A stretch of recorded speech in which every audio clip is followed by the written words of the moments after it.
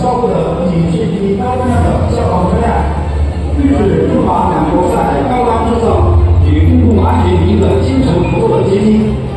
我们视此次合作为一个关键的里程碑，它验证了中法制造开拓区域发展的需求和机遇，无缝对接的轨迹，更探索出一条从技术适配、联合测试到本地化服务的完整路径。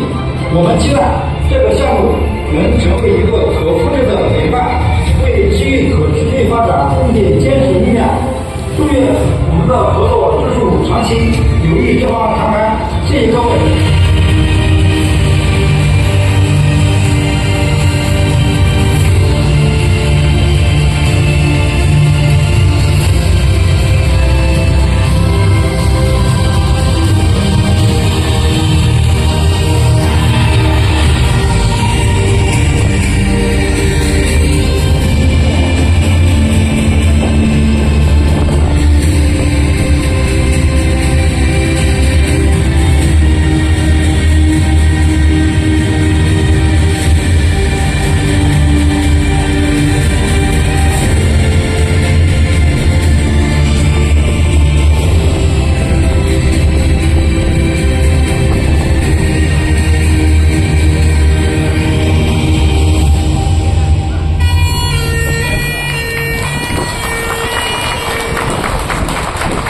Majelis menakarkan ucapan terima kasih.